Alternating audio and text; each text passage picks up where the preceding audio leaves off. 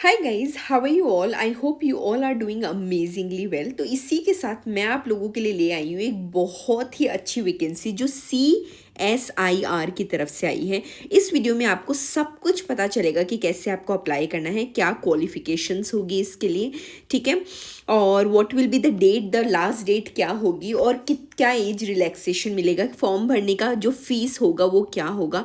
सारी चीज़ों की बात हम इसी वीडियो के अंदर करेंगे। हर मुद्दे के ऊपर बात होगी इसी वीडियो के अंदर, तो वीडियो को पूरा लास्ट तक देखते रहिए। वीडियो में यहाँ तक आए हो, वीडियो को थोड़ा बहुत भी आपने देखा है तो मतलब वीडियो पसंद तो आ रहा है, तो वीडियो को लाइक करना मत भूलना, कमेंट करना मत भूलना और चैनल को सब्सक्राइब करना मत भूलना। और इसी के साथ आप सब लोगों का ज़्यादा टाइम ना लेते हुए चलो शुरुआत करते हैं वीडियो की। तो ये है हमारी CSIR, that is the council of scientific and the industrial research की तरफ से वैकेंसी आई है गाइज। बहुत ही अच्छी सैलरी है गाइज।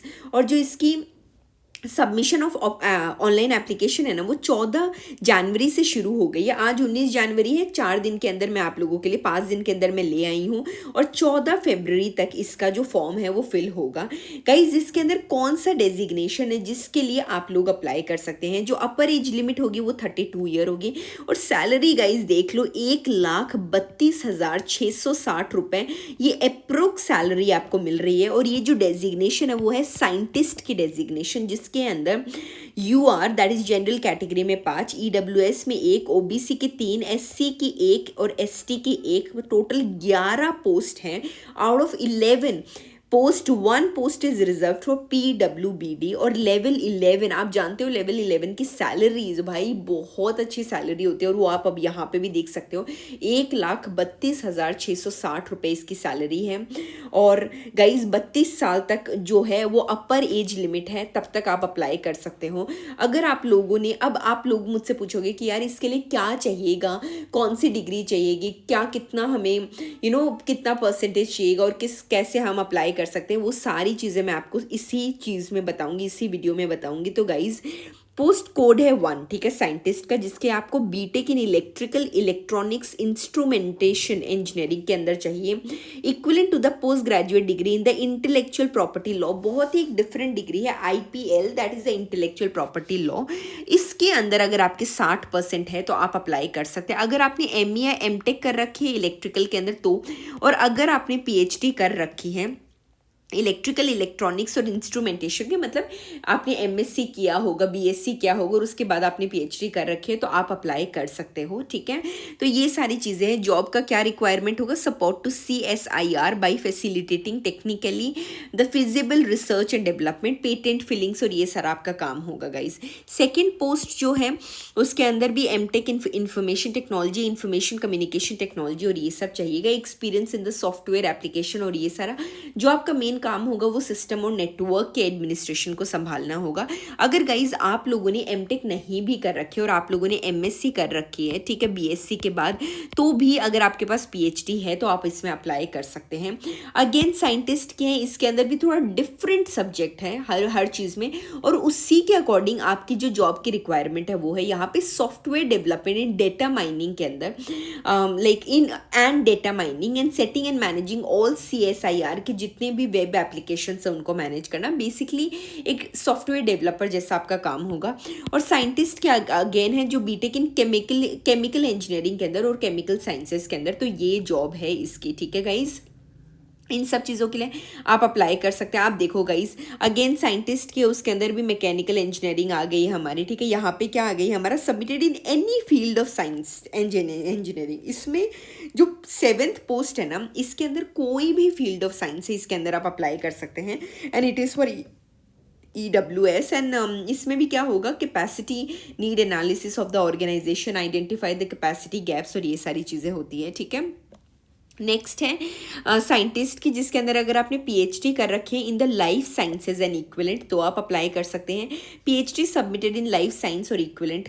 सेम इसके अंदर क्या है हमारा, केमिकल इंजीनियरिंग और मटेरियल इंजीनियरिंग और साइंस का इक्विवेलेंट है तो आप अप्लाई कर सकते हैं।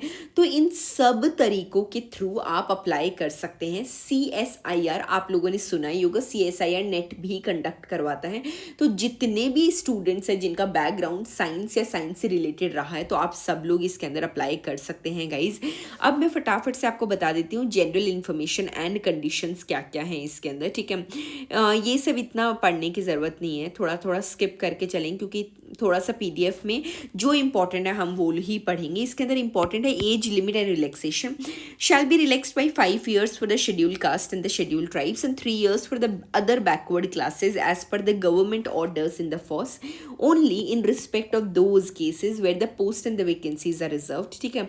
थोड़ा बहुत जो भी एज रिलैक्सेशन है वो आप अपने अकॉर्डिंग देख लेना, ठीक है।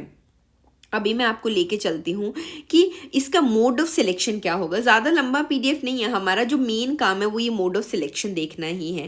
Guys mode of selection basically क्या होता है हमारा, इसके अंदर mere fulfilment of the prescribed आपकी एसेंशियल क्वालिफिकेशन चाहिए does not entitle a candidate to be called for interview. ज़रूरी नहीं है कि आपकी क्वालिफिकेशन आपको इंटरव्यू के लिए बुलाएगी ही बुलाएगी। एक शॉर्ट लिस्टिंग का क्राइटेरिया है, वो क्राइटेरिया क्या है, on the basis of higher educational institution, on the basis of जो डिज़ायरेबल क्वालिफिकेशन अगर आपके पास वो भी है, अगर आपके पास पेटेंट फाइल कर रखे हैं जो पब्लिकेशन से SCI और पीयर रिव्यूड जर्नल्स के अंदर आपका क्वालिटी का आपने काम कर रखा है या फिर आपने अच्छे पेपर पब्लिश करवा रखे हैं, अगर आपने PhD कर रखी है उसी डिसिप्लिन के अंदर, अगर आपने कुछ on the basis of written test and seminar, यहाँ पे एक रिटन टेस्ट भी होगा, अगर आप वो क्लियर करते हो, अगर आपको जानना है कि रिटन टेस्ट में क्या क्या होगा तो वो मैं अगली वीडियो में आपको पूरा बता दूंगी, ठीक है।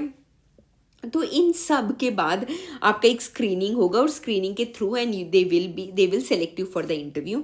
जो एलिजिबल कैंडिडेट है they can apply through the CSIR की जो वेबसाइट है, आप इस वेबसाइट को एग्जैक्ट कॉपी करेंगे और पेस्ट करेंगे अपने क्रोम में और ये खुल जाएगी। हाउ टू अप्लाई इंस्ट्रक्शंस आ जाएंगे, फी पेमेंट और एप्लीकेशन रेप्लिका और ये सारी चीज़ें आ जाएगी। गाइस लास्ट डेट जो है वो 14 फरवरी है, ये ध्यान रख लेना। 500 रुपये आपका फीस होगा, जो फ़ी है दैट इज़ 500 रुपीज़। और SC ST PWBD women ex service man and abroad की कैंडिडेट्स के लिए तो कोई फीस ही नहीं है, no fees payable. If you are a female, if you are SC ST PWBD ex service man, तो आप लोगों के लिए कोई भी फीस नहीं है, आप सीधा इस फॉर्म को भर सकते हैं। तो आई वुड से कि ऐसे जॉब्स को ज़्यादा से ज़्यादा अप्लाई करो, ज़्यादा से ज़्यादा भरो ताकि आप लोगों को अच्छा ग्रोथ हो सके आप लोगों का। Following documents must be uploaded along with the online application form. आपके जितने भी डॉक्यूमेंट्स है वो आपको अपलोड करने होंगे। ये सारी चीज़ें मैंने आपको बता दी हैं, ये कुछ भी देखने लायक नहीं है। तो जो मेन इंपॉर्टेंट चीज़ें थी वो सब मैंने आपको डिस्कस करवा दी है, आपको सारी चीज़ें बता दी हैं। वो है हमारा CSIR that is the council of scientific and the industrial research की तरफ से आपको ये जॉब ऑफर हुई है। अभी जाओ, जाके अप्लाई करो। कुछ भी नहीं समझ में आता तो I am all here. Comment section में कॉमेंट करके बताओ कि क्या नहीं समझ में आया। इसका PDF आपको टेलीग्राम चैनल पे मिल जाएगा, तो टेलीग्राम चैनल ज्वाइन करना मत भूलना। उसका लिंक मैं कॉमेंट सेक्शन में पहले कमेंट में पिन कर दूंगी, वहां से आप ज्वाइन कर सकते हो। तो मिलते हैं अगले वीडियो में। Till then bye bye, take care and have a wonderful day.